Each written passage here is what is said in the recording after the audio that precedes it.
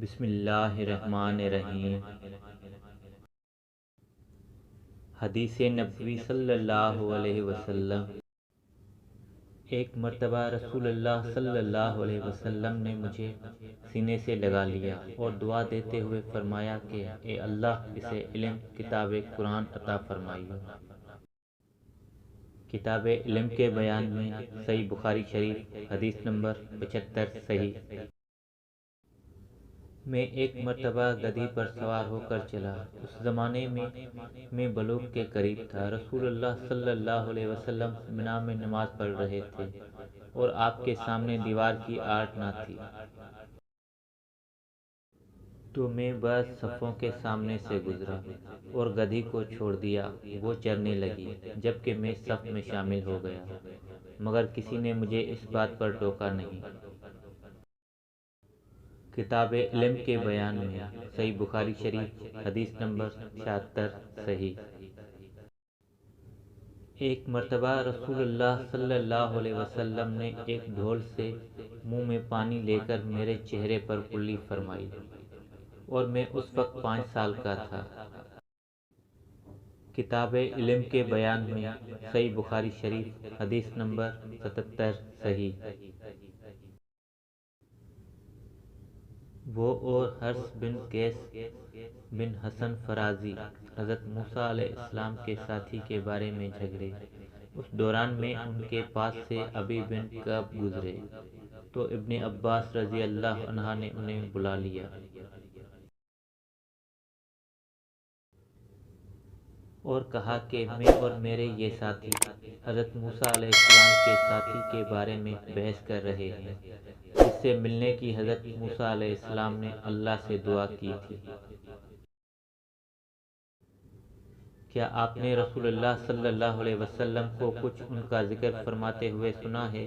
حضرت ابی نے کہا کہ ہاں، میں نے رسول اللہ صلی اللہ علیہ وسلم کو ان کا حال بیان فرماتے ہوئے سنا ہے۔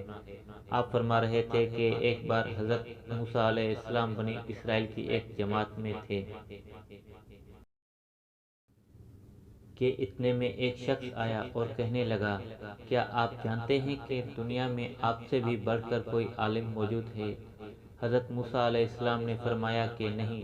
تب اللہ تعالیٰ نے حضرت موسیٰ علیہ السلام پر وحی نازل کی کہ ہاں، ہمارا بندہ خضر علم میں تم سے بڑھ کر ہے۔ تو حضرت موسیٰ علیہ السلام نے ان سے ملنے کی راہ دریافت کی۔ اس وقت اللہ تعالیٰ نے ان سے ملاقات کے لیے مچھلی کو نشانی قرار دیا اور ان سے کہہ دیا کہ جب تم مچھلی کو نہ پاؤ تو لوٹ جانا، تب تم خضر علیہ السلام سے ملاقات کر لو گے۔ حضرت موسیٰ علیہ السلام دریا میں مچھلی کے نشان کا انتظار کرتے رہے۔ تب ان کے خادم نے ان سے کہا، کیا آپ نے دیکھا تھا کہ جب ہم پتھر کے پاس تھے تو میں وہاں مچھلی بھول گیا تھا اور مجھے شیطان ہی نے غافل کر دیا؟ حضرت موسیٰ علیہ السلام نے کہا کہ ہم اسی مقام کے تو متلاشی تھے۔ تب وہ اپنے قدموں کے نشانوں پر باتیں کرتے ہوئے واپس لوٹے۔ وہاں خضر علیہ السلام کو انہوں نے پایا۔ پھر ان کا قصہ وہی ہے جو اللہ تعالیٰ نے اپنی کتاب میں بیان فرمایا ہے۔ کتاب علم کے بیان میں صحیح بخاری شریف حدیث نمبر 78 صحیح۔ آپ صلی اللہ علیہ وسلم نے فرمایا کہ اللہ تعالیٰ نے مجھے جس علم و ہدایت کے ساتھ بھیجا ہے اس کی مثال زبردست بارش کی سی ہے جو زمین پر خوب برسے۔ بعض زمین جو صاف ہوتی ہے وہ پانی کو پی لیتی ہے اور بہت بہت سبزہ اور گھاس اگاتی ہے، اور بعض زمین جو سخت ہوتی ہے وہ پانی کو روک لیتی ہے۔ اس سے اللہ تعالیٰ لوگوں کو فائدہ پہنچاتا ہے اور اس سے سیراب ہوتے ہیں اور سیراب کرتے ہیں، اور کچھ زمین کے بعض خطوں پر پانی پڑتا ہے جو بالکل چٹیل میدان ہوتے ہیں، نہ پانی کو روکتے ہیں اور نہ ہی سبزہ اگاتے ہیں۔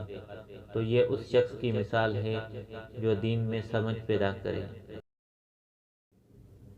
اور نفع دے اس کو وہ چیز جس کے ساتھ میں مبعوث کیا گیا ہوں۔ اس نے علم دین سیکھا اور سکھایا، اور اس شخص کی مثال جس نے سر نہیں اٹھایا، یعنی توجہ نہیں کی۔ اور جو ہدایت دے کر میں بھیجا گیا ہوں اسے قبول نہیں کیا۔ حضرت امام بخاری رحمۃ اللہ فرماتے ہیں کہ ابن اسحاق نے ابو اسامہ کی روایت سے قبلۃ المائے کا لفظ نقل کیا ہے۔ قائے اس خطہ زمین کو کہتے ہیں جس پر پانی چڑھ جائے مگر ٹھہرے نہیں، اور صف صف اس زمین کو کہتے ہیں جو بالکل ہموار ہو۔ کتاب علم کے بیان میں، صحیح بخاری شریف، حدیث نمبر 79 صحیح۔ رسول اللہ صلی اللہ علیہ وسلم نے فرمایا، علامات قیامت میں سے یہ ہے کہ دینی علم اٹھ جائے گا اور جہل ہی جہل ظاہر ہو جائے گا، اور اعلانیہ شراب پی جائے گی اور زنا پھیل جائے گا۔ کتاب علم کے بیان میں، صحیح بخاری شریف، حدیث نمبر 80 صحیح۔